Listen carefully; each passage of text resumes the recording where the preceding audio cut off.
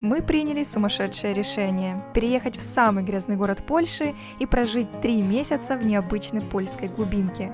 Как, зачем и почему именно здесь, поделюсь в этом видео. И скажу сразу, это будет супер уникальный опыт, который мы разделим вместе с вами. Приятного просмотра. Куда же без сборов чемоданов? Я лично обожаю этот процесс, он сразу добавляет особой атмосферы и предвкушения нового. Вообще, если посчитать, то это наш 5-й переезд в Польшу.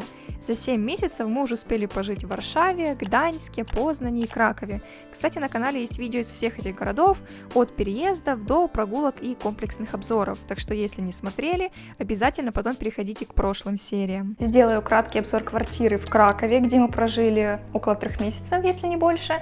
Итак, здесь была вот такая вот душевая ванная. Здесь у нас, собственно, кухня. Очень уютно и вообще очень классно, что здесь все вещи были, которые нам были нужны. Стол, который можно, кстати, складывать классно. Вот такая вот уютная зона. И комната. Тоже классная. Вообще квартира обалденная, очень рада, что мы здесь жили.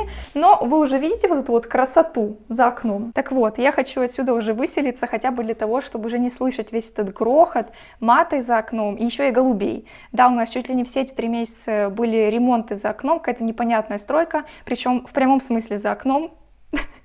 И плюс к этому, последние, наверное, 4 дня, если не больше, нас будили голуби, особенно Андрея. В 4 утра каждый день они ходили у нас и курлыкали. Не представляете, как это задолбало. В этот раз наш набор вещей немного поменялся. Часть мы отправили в Украину, часть нам привезли и часть, естественно, еще купили. Было бы классно, если бы все вместилось в этих 2 чемоданах, но нет.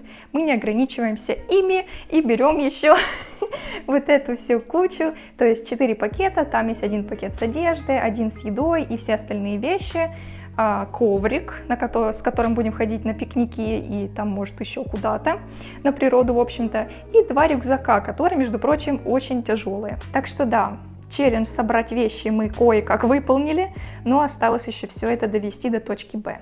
Кстати, про вещи. Важное включение. Вот-вот будет Черная пятница и киберпонедельник, а это значит что? Что самое время накидать список покупок и купить все по самым низким ценам. В этот период некоторые магазины пытаются создать впечатление больших скидок. А я вам сейчас покажу на примере такой полезной штуки, как зубная электрощетка, как отличить скидку от псевдоскидки. Находите нужную щетку на e-каталог, а здесь куча фильтров вам это помогут. Потом нужно зайти во вкладку «Где купить» и отсортировать по цене. Вот минимальные цены. А потом по динамике цен сравниваете, реально ли она подешевела. Таким образом, в Черную пятницу и пока действуют скидки, вы можете сэкономить сотни злотых или 1000 гривен. Поэтому обязательно переходите по ссылке в описании, пользуйтесь и готовьтесь с умом закупиться всем необходимым. Конечно, немного грустно уезжать из Кракова, потому что здесь успело много чего интересного произойти. К нам приезжала мама Андрея, здесь я вырывала зубы мудрости. Также мы полюбили некоторые места, да и в принципе город очень яркий, насыщенный и комфортный для жизни, так что, возможно, мы сюда еще вернемся. А пока время усложнить нашу жизнь, выполнить мечту и, наконец, пожить в польской глубинке.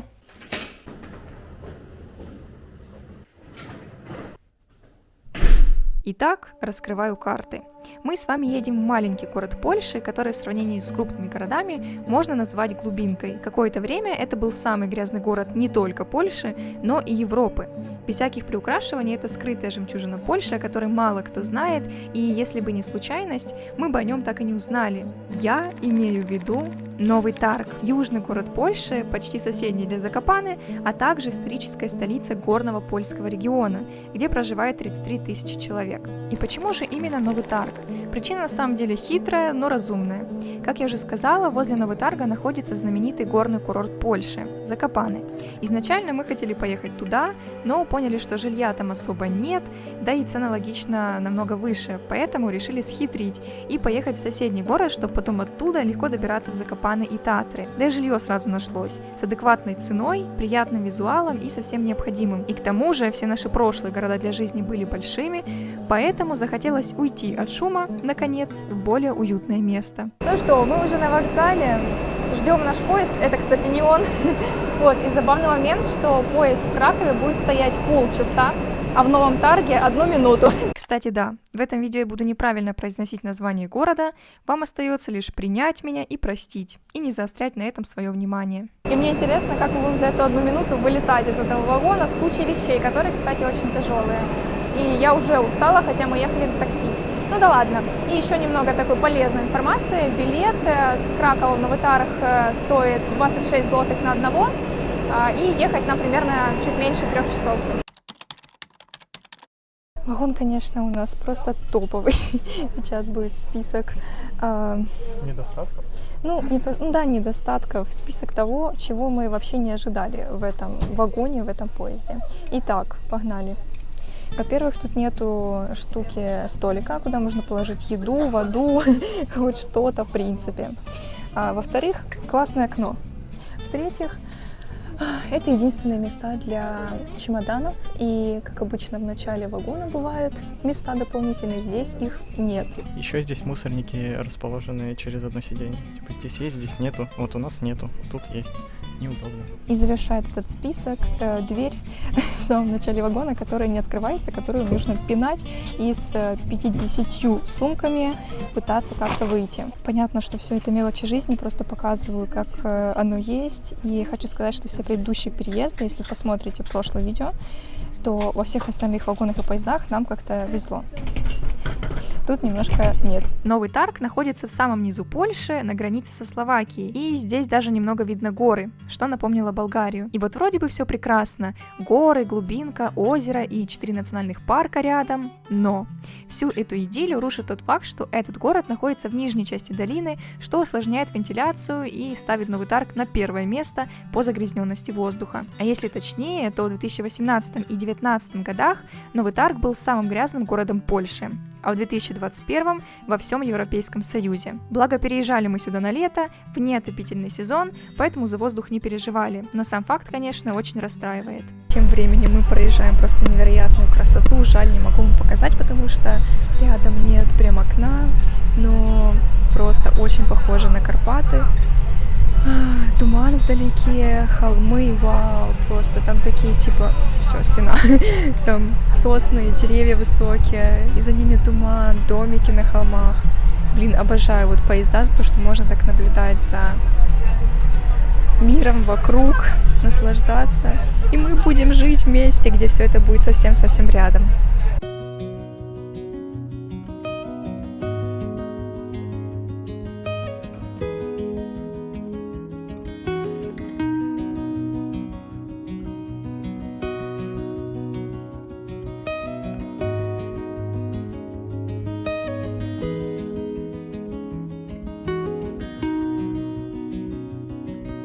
Мы в Новом Тарге.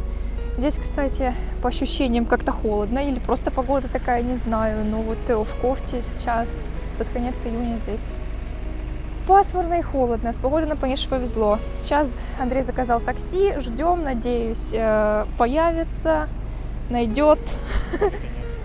И мы уже наконец... Да, пойдем пешком. Да нет, не хочется идти, потому что 2,5 километра это не так уж мало, учитывая миллиард сумок. Чудо таки не произошло, такси здесь нет, ни одного вообще на карте. А автобусы нам не подходят, поэтому логичнее будет идти, к сожалению. Но мы нашли более короткий путь к нашему дому, поэтому попробуем. Успехов нам. Я тут переоделась, потому что реально очень холодно. И в добрый путь, как говорится.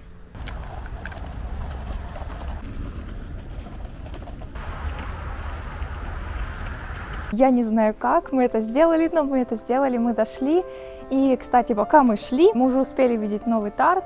И пока что этот город кажется очень уютным, тут очень низкие дома, собственно, людей вообще нет, машин много, и, скорее всего, они едут в Закопане, но в самом городе очень спокойно. После Кракова это прям вообще, можно сказать, глушь.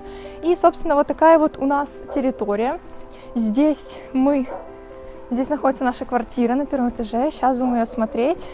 Но пока что могу сказать, что здесь очень уютно и красиво. А еще там за поворотом находится парк. И, в принципе, здесь очень много всего рядом. Вопрос жилья в Польше в целом довольно непростой. Квартиру здесь найти сложно, не каждый владелец вас примет, а кто-то попадает на мошенников или недобросовестных хозяев. Вы меня сами регулярно спрашиваете по поводу аренды жилья, но до этого момента у меня не было знаний и опыта, чтобы помочь вам и направить. И вот недавно я познакомилась с Машей, которая занимается поручительством и изготовлением указио найма. Проще говоря, это бумажка, без которой тяжело найти жилье в Польше. Запасной адрес. Этот документ работает в две стороны и часто является важным условием аренды жилья. Так что если вы сейчас ищете квартиру, не можете найти или планируете этим заниматься, пишите Маше. Я оставлю ее контакт внизу в описании. Вы можете сразу заказать указио найм и получить скидку целых 100 злотых по промокоду Троценко, или задать ей все волнующие вопросы. Маша вам все быстро и понятно объяснит. Рекомендую именно Машу, потому что она делает указио найм за час, сам документ легальный и отправка возможна в любой город Польши, даже в Новый Тарг. Ну что, друзья, добро пожаловать в наше новое жилье. Заходите, разбывайтесь, располагайтесь. В общем, квартирка у нас маленькая, как видите, место не супер густо, но она очень уютная, сейчас все увидите. Начинается она с такого уютного коридорчика. Тут, кстати, красивые фотографии находятся. Дальше идем сюда. Здесь находится ванная, точнее душевая, всегда путаю, плюс туалет, очень уютно, в красивом таком стиле. Тут даже есть мох. Красиво, идем дальше. Следующая комнатка, кстати, я думала, это раздельно туалет и душ, но нет. Это комнатка для предметов, для уборки. В общем, здесь есть все необходимое, выглядит, кстати, очень красиво. Есть стиральная машина, ну вот сами, собственно, видите, красивый пылесос. Будем потом разбираться, что здесь есть, чего нет, надеюсь, сильно много покупать не придется. Дальше у нас идет такое пространство очень красивое. Вот такая вот гостевая зона. Вообще, в принципе, эта квартира, это как бы студия, да, это все одна комната, все вместе, сейчас увидите и поймете. Вот, очень уютное пространство, мне нравится, и самое главное, что здесь приятные цвета, красивый стиль, и это очень радует глаз. Что здесь есть? Здесь можно есть пиццу и смотреть какой-то там мастер-шеф или что-то еще. На стене здесь сделали такую красивую карту, очень много разных деталек, красивые подушки, все красиво. И вот такая вот, да, это спальня, которая может закрываться, точнее, которая закрывается. Я не буду это делать. Ну, в общем, очень сложно закрывается, и тут получается такая прям стена из, я не знаю, как это называется. В общем, эта кровать может быть как отдельная комната, поэтому называем это спальня. Собственно, кровать. Это все ящички, да, туда можно сложить вещи, красивые атрибуты и шкаф. С одной стороны такой, и с другой, собственно, вешать одежду можно, очень красиво. Единственное, вешалок маловато, но в целом мне все нравится. Я пока что в полном восторге, как и всегда. Дальше здесь у нас находится вот такой вот стол, красивый, деревянный. И дальше находится, собственно, кухня. Вот вам и студия. Единственное, что могу сказать, что вот эти вот элементы, как по мне, лишние. Вот. Но кухня тут немного в другом стиле, тут больше красного цвета. Тут нет посудомоечной машины, что в прошлой квартире было, поэтому мы привыкли мыть посуду в ней, теперь будем переучаться. Есть холодильник большой, всякие необходимые вещи, есть плита, есть духовка, очень красивая посуда, но я не буду ее показывать, потому что это скучно, я знаю. И самое приятное и уютное, это, конечно, вот такая вот зона отдельно, потому что мы находимся на первом этаже, и здесь есть, можно сказать, балкончик, но не балкончик, который, короче, маленькая такая, я вас запущу, маленькая территория, где можно посидеть вдвоем, как раз таки идеально, и очень классно, что здесь есть такая зеленое ограждение, зеленый забор, от чего становится уютнее, несмотря на громкие машины. Вот. Но я думаю, будем мы там сидеть, не сегодня, конечно, там сейчас мокро, но за лето будем часто выходить и отдыхать. Ну, в общем, квартира классная, мне очень нравится, так обойдем оператор или гость. Вот, квартира очень классная, мне нравится. И я ей пока ставлю 10 из 10, ну ладно, 9 из 10, за то, что это не отдельная комната, я пока не знаю, как буду снимать видео, посмотрим, и как мы будем работать вместе с Андреем. Но в целом квартира обалденная, уютная. А как вам? Напишите в комментариях, будет интересно почитать. Стоит эта квартира $1100 в месяц, и мы здесь будем жить 98 дней. Это чуть больше 3 месяцев. По расположению она находится где-то в 30 минутах ходьбы от вокзала. Будем считать, что вокзал — это центр Нового Тарга, пока что точно не знаю. И классно, что здесь совсем рядом, вообще ближе, чем где-либо в других городах, где мы только не были, находится большой магазин Lidl, всего в 500 метрах.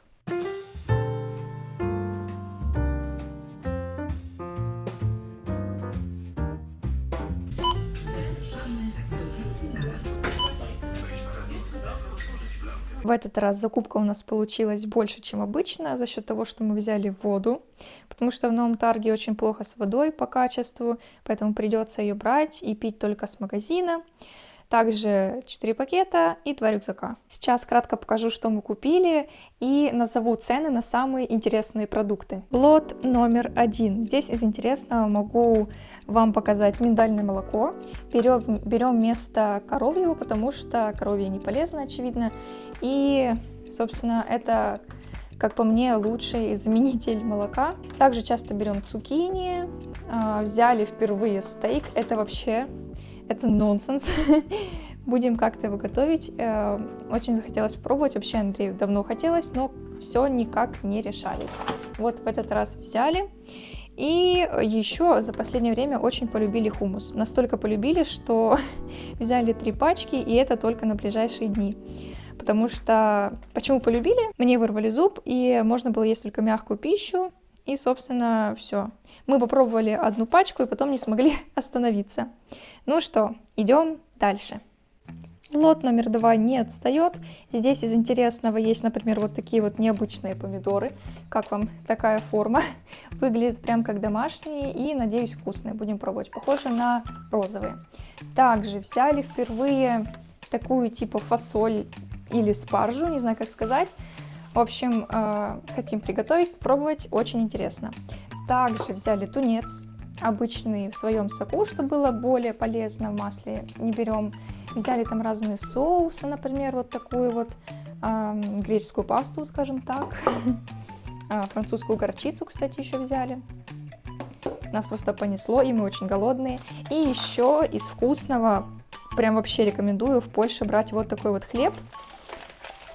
Он житний, ну, собственно, как написано, очень вкусный, с орехами и семенами. Ну, скорее, с семенами. Ну и давайте по цене еще добавлю, сколько стоит картошка, а то вдруг вам интересно. И двигаемся к 3-му лоту. Та-дам! Так, здесь уже у нас много интересного. Например, взяли в этот раз вот такой вот сыр. Будем готовить один интересный рецепт. Добавим его туда. Также берем био-йогурты или берем кокосовые йогурты, но, в общем-то, стараемся брать молочку безлактозную, если вы поняли. Самый обычный такой. Еще один тунец, ну, я уже показывала. Что тут еще? Булочки. Просто такие обычные булочки с семенами. Хотим сделать к борщу чесночное что-то. Должно быть вкусно. Дальше чай. Очень вкусный, польский такой вот. Или не польский, кстати, не знаю. Ну, в общем... часто стали брать такой обычный травяной зеленый чай. Также, это вообще, это что-то тоже непонятное из разряда, ну, захотелось, мы и взяли. Это жареный лук, который можно добавлять там или в какие-то рецепты, или, например, салаты. В общем, куда угодно. Захотелось чего-нибудь такого жареного, вкусного. И еще... Так, что вам сказать? На что цену? Ну, давайте хотя бы на одну из специй. Это наше самое любимое, сухой чеснок, который можно добавлять куда угодно. И еще очень вкусное вот это вот все. Протеиновые батончики, такие вот большие, да, они дороговатые, но они очень вкусные. И, кстати, большие по размеру. Мы их берем чисто на перекус, чтобы с чаем выпить и немножко подкрепиться. И также вот такие сырки берем, они невероятно вкусные. И... тоже там много протеина и мало сахара. Это для нас главное. И остался последний лот. Это будут чисто разные вещички для дома. И не только. Тут, в принципе, ничего такого интересного, но по ценам могу назвать, например, сколько стоит гель для душа. Взяли такой самый обычный, дешевле даже, чем в прошлые разы попробовать.